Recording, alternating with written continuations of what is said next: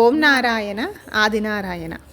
నెల్లూరు జిల్లా Kovur ZP high స్కూల్లో కుట్టు టీచరు పి కోటేశ్వరమ్మ ఇలా చెబుతుంది.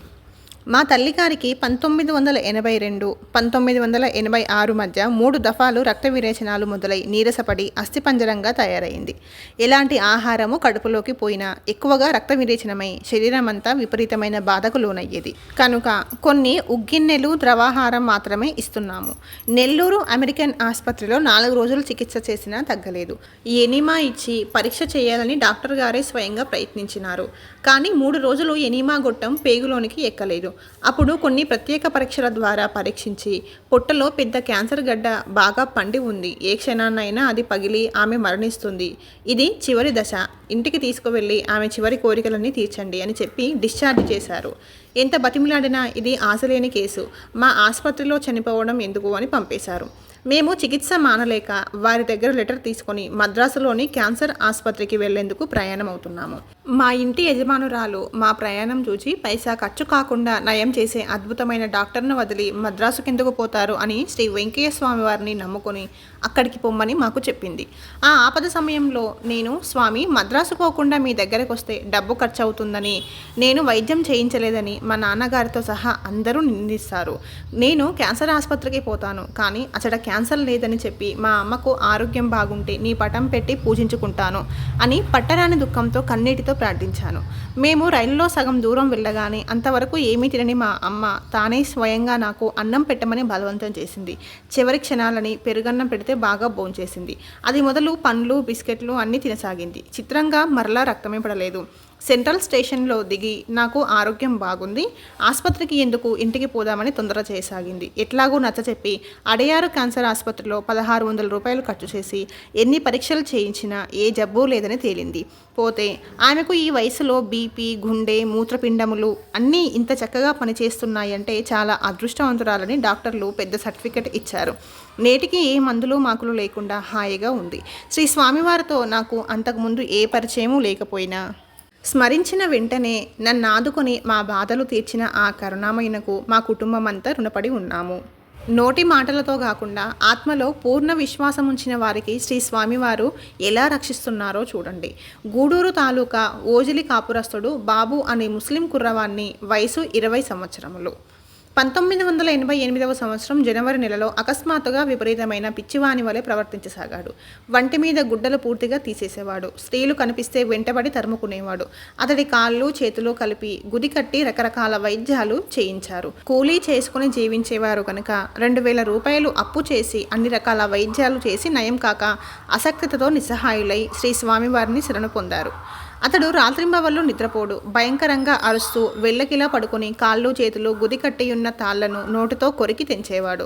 అలా కాళ్ళు చేతులు నోటికి అందకుండా చేయాలని చేతులను 2 కాళ్ళ సందున కట్టిపెట్టి కాళ్ళ కొంకెల్లో ఒక కర్రను తోపారు. చూచేవారికి అది భయంకరమైన పరిస్థితి. శ్రీ స్వామివారి సన్నిధిలో ఉన్న కొందరు అమాయకులు ఆయన్ను కాకుపల్లకు పాల్చూరికి తీసుకుపోతే బాగవుతుందని రకరకాల సలహాలు చెప్పేవారు. నిస్సహాయుడైన వీళ్ళన్నగారు అందరికీ ఒకే మాట చెప్పేవాడు. మా వాడు చనిపోతే ఇక్కడే పూజ చేసి పోతాను, బ్రతికి బాగుంటే శ్రీ స్వామివారికి ఒక టెంకాయ కొడతాను, అంతకు మించి నాకు వేరే శక్తి లేదు, ఎక్కడికి వెళ్ళేది లేదు అని తన దృఢ నిశ్చయాన్ని వెల్లడించేవాడు. పూర్ణ విశ్వాసమునకు మించిన భక్తి కంటే వేరే సాధన ఏమున్నది?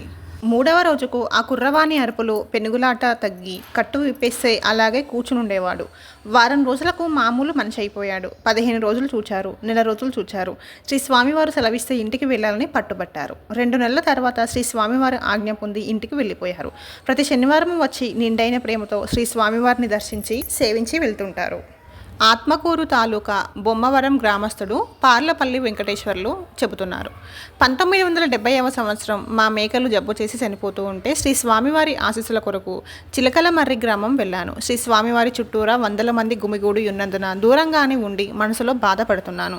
ఇంతలో శ్రీ స్వామివారు శిష్యుడొచ్చి బొమ్మారం అబ్బాయిని శ్రీ స్వామివారు పిలుస్తున్నారని నన్ను దగ్గరకు తీసుకువెళ్ళడం నన్ను ఆశ్చర్యంలో ముంచెత్తింది. ఇక జీవాలు నష్టం కావు, అన్నీ బాగుంటాయి అని చీటీ వ్రాయించి నాకు ప్రసాదించి పంపారు. అది మొదలు ఒక్క మేక కూడా చనిపోలేదు. వారు పర్యటనలో ఉంటారు కనుక మరలా వారిని దర్శించలేదు. కానీ ఆ కరుణామయుడు నేను పిలువకుండాను నన్ను కాపాడుతున్నాడు. 1978లో తుఫాను వల్ల మేకలను కొండకు తోలేశాము. అవి తిరిగి వస్తాయని ఆశ లేదు. నాటి రాత్రి శ్రీ స్వామివారు స్వప్నదర్శనం ఇచ్చి మన జీవాలన్నీ బాగుండ్లా అయ్యా అన్నారు. గ్రామంలో అందరివి చాలా చనిపోయాయి, మావి మాత్రం ఒక్క మేక కూడా చనిపోలేదు.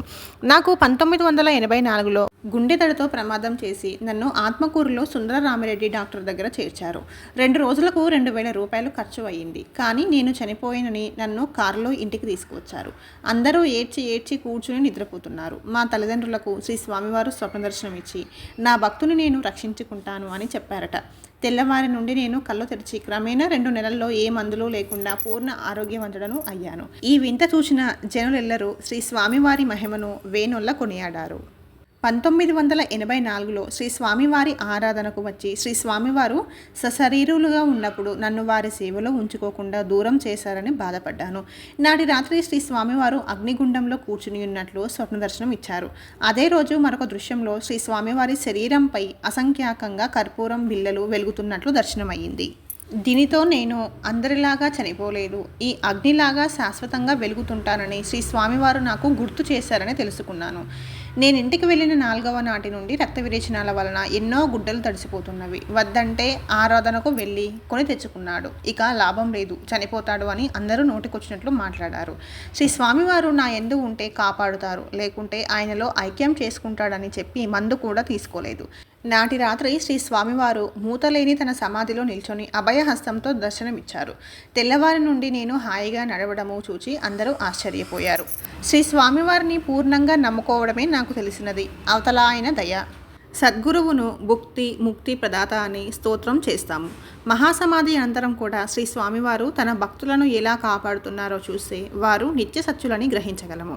రాపూరు తాలూకా ముదిగిడు గ్రామస్తుడు కోడూరు యానాదిరెడ్డి గారు తన 16వ సంవత్సరం వయసు నుండి శ్రీ స్వామివారి భక్తులు.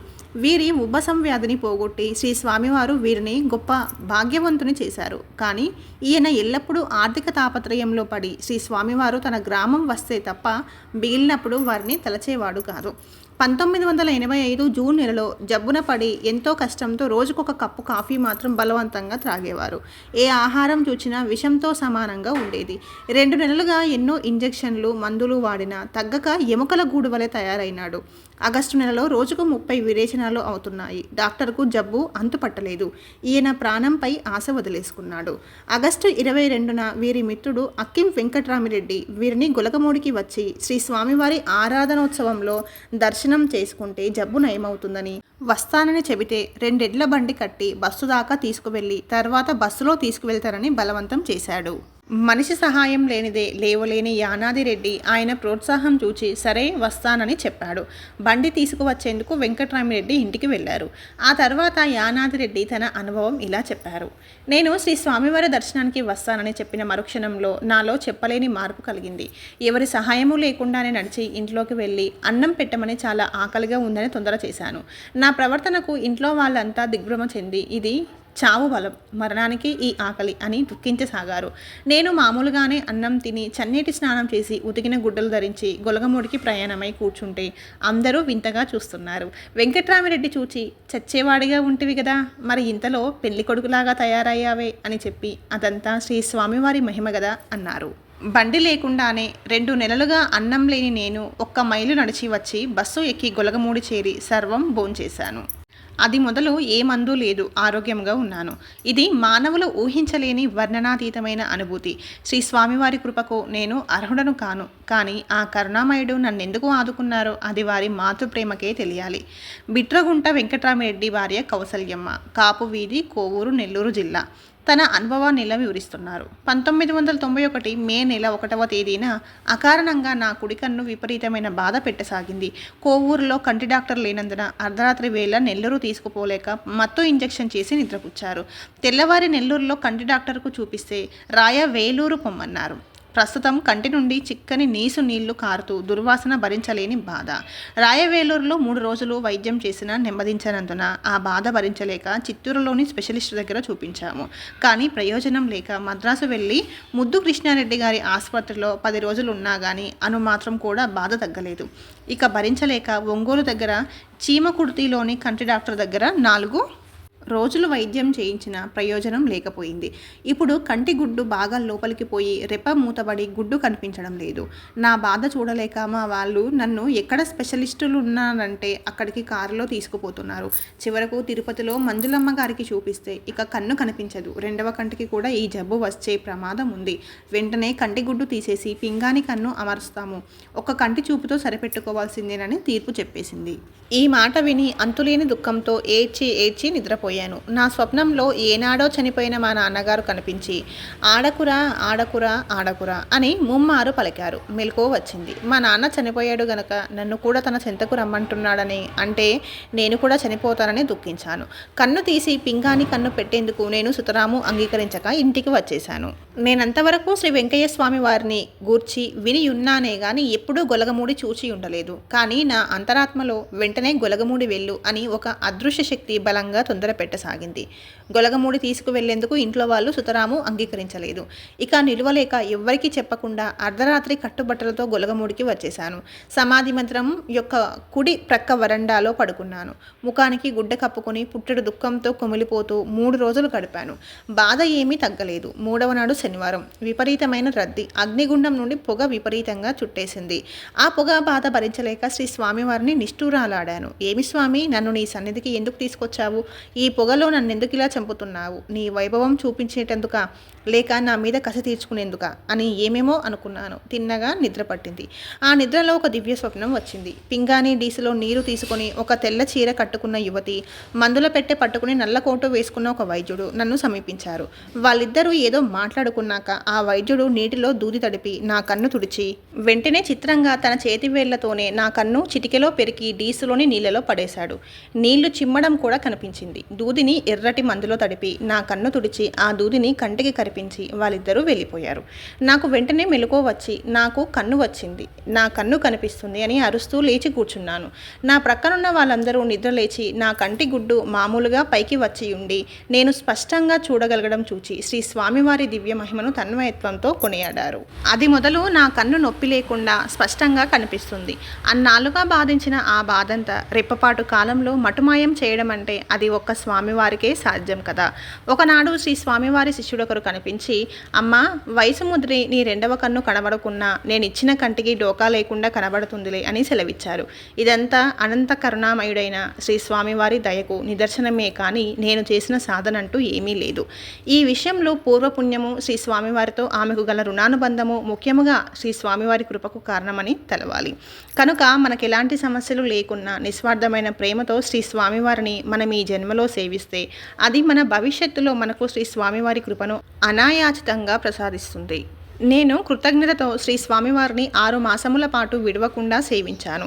నా 5వ సంవత్సరం వయసు నుండి బాధించుచుండిన ఇన్స్నోఫిలియా పూర్తిగా నివారణై ప్రస్తుతం మంచులో పడుకున్న, చన్నీటి స్నానం చేసిన ఏమాత్రము ఆయాసం రావడం లేదు. అంతేగాక ఎన్నో సంవత్సరాలుగా నన్ను బాధించుచుండిన నా కుటుంబ సమస్య కూడా పరిష్కరించారు. పరమ కారుణ్యమూర్తి అయిన శ్రీ స్వామివారి ఎంత గొప్ప తన కరుణారసాన్ని నాపై వర్షింపజేసిన మానవ నైజమైన నా వక్రబుద్ధిని నేను విడవలేకపోయాను. ఆ కరుణామయుడు నా వక్రబుద్ధిని కూడా ఎలా సరిచేశారో చూడండి. అందరూ శ్రీ స్వామివారికి తలనీలాలు సమర్పిస్తూ ఉంటే నేను కూడా సమర్పించాలని తలచాను. కానీ ఆ తర్వాత బోడిగుండుతో ఉండడం ఇష్టం లేక తలనీలాలు ఇవ్వలేదు. 2 రోజులలో నా తలంతా కురుపులమయమైంది. 1 వారం రోజులు ఇంజెక్షన్లు వేసుకుంటూ బాధపడ్డాను. కానీ కురుపులు ఏమాత్రం తగ్గలేదు. చివరికి ఇది శ్రీ స్వామివారి మహిమే అని ఎరిగి అభిషేక జలం తలకు పూసి కురుపులు తగ్గితే తప్పక తలనీలాలు సమర్పిస్తానని చెంపలేసుకున్నాను. ఎంత చిత్రంగా కురుపులు వచ్చాయో అంత చిత్రంగానూ 1 రోజులో కురుపులు మాయమైనాయి. అంతటితో చెంపలేసుకుని వెంటనే తలనీలాలు సమర్పించాను. ఇందుకే కాబోలు పెద్దలు దాసుని దండనం ముండనం అన్నారు.